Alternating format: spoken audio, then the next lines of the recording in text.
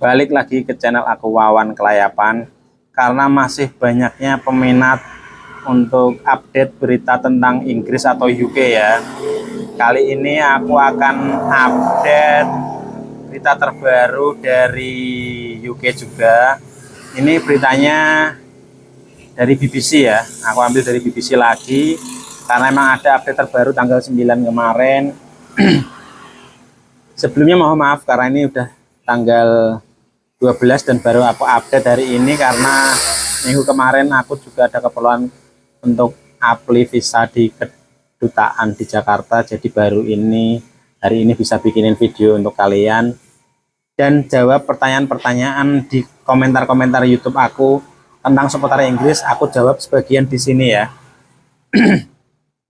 Bagi teman-teman yang masih ada pertanyaan seputar Inggris atau seputar apapun tentang pekerja tentang TKI ya, untuk kerja luar negeri, tentang apapun itu, silahkan tinggalkan pertanyaan di kolom komentar. Kalau aku sempat akan aku balas, atau misal pun nggak sempat akan aku buatin video tentang Q&A seperti ini ya. Yuk kita mulai informasinya. Sebelum dimulai, bagi yang belum subscribe, tolong diklik tombol subscribe-nya, terus diklik tombol loncengnya, agar setiap ada update terbaru tentang channel aku akan mendapatkan notifikasi. Yuk sekarang lanjut ke pembahasan utamanya. Ini beritanya masih dari BBC ya, diperbarui tanggal 9 kemarin.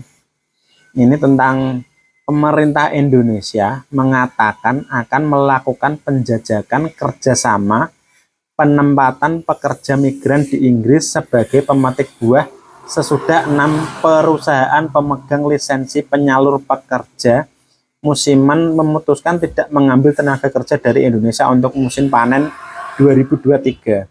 Jadi berita ini nyambung ke konten aku yang sebelumnya tentang, masih dari BBC juga ya, tentang yang 6 perusahaan yang menolak untuk kerjasama dengan Indonesia. Ini sambungannya, berita sambungannya ya. Bagi yang belum nonton silahkan nonton dulu, nanti aku kasih linknya di bawah ini ya.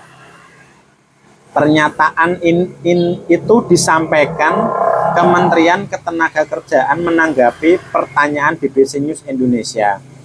Penjajakan tersebut akan diawali oleh perwakilan RI, dalam hal ini KBRI di London. Adapun terkait upaya diplomasi ataupun kerjasama, Kemenaker akan melakukan diplomasi melalui Kemlu atau perwakilan RI di luar negeri selaku instansi atau lembaga yang memiliki kewenangan, tugas, dan fungsi dalam hubungan internasional, kata Kepala Biro Humas Kementerian Ketenagakerjaan Chairul Fadly Harahap pada Rabu malam tanggal 8 Maret. Jadi berita ini masih lumayan baru ya. Jadi kemungkinan menurut aku ini akan ada tindak lanjut dari pemerintah ya. Pemerintah akan mengusahakan para TKI yang sebelumnya berangkat ini, yang 1.200-an ini, untuk bisa berangkat lagi, dan ini masih dalam tahap diplomasi antar negara ya. Jadi ini belum pasti juga, maksudnya resolusinya bagaimana belum pasti. Ini baru tahap diplomasi. Dari pihak Indonesia akan bertanya ke pihak Inggris bagaimana prosedurnya. Jadi semoga ada kabar baik lanjutannya untuk para kawan-kawan 1.200 yang sudah menunggu berita dari sana. Dan bagi untuk yang baru daftar, ini kemungkinan masih kecil ya, karena ini pemerintah memfokuskan pada 1.200 TKI yang sebelumnya berangkat agar bisa berangkat kembali. Dan ini juga masih jalur diplomasi ya, belum ada solusi bagaimana dan kapan untuk akan ada actionnya untuk ini semua. Ini baru langkah awal, langkah pertama pemerintah untuk diplomasi ke Inggris. Ini sejalan dengan saran Andy Hall itu, 10 perwakilan kelompok yang bernama Forum Komunikasi PMI Seasonal Worker United Kingdom mengadakan audiensi di Kementerian Ketenagakerjaan di Jakarta pada Kamis tanggal 9 Maret 2023. Kamis kemarin. Ini ada rapat ya, berarti antara audiens sama Kemenaker. Acara ini dihadiri oleh para pejabat Kementerian Luar Negeri, Kementerian Ketenagakerjaan, dan Direktur PT Aljubara Yulia Gwieni. Forum Komunikasi PMI Seasonal Worker United Kingdom menyampaikan 10 poin pernyataan sikap, diantaranya adalah meminta untuk kembali bekerja di Inggris walaupun skema ini dilaksanakan oleh swasta dan bukan antar pemerintah.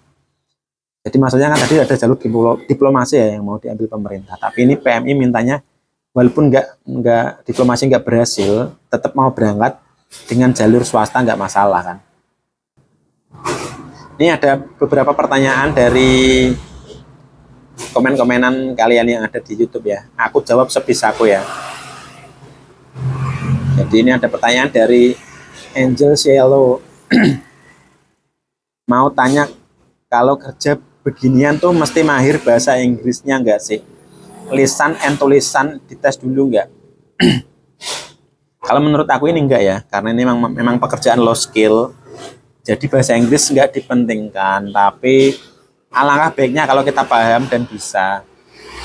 Ya seperti yang aku apply sama teman-teman aku juga ya, sekarang mau baru proses untuk kerja di negara Eropa, itu pun emang tidak ada tes tertulis ataupun tes lisan ya, paling interviewnya pakai bahasa Inggris, tapi ya sekedarnya aja, yang penting bisa.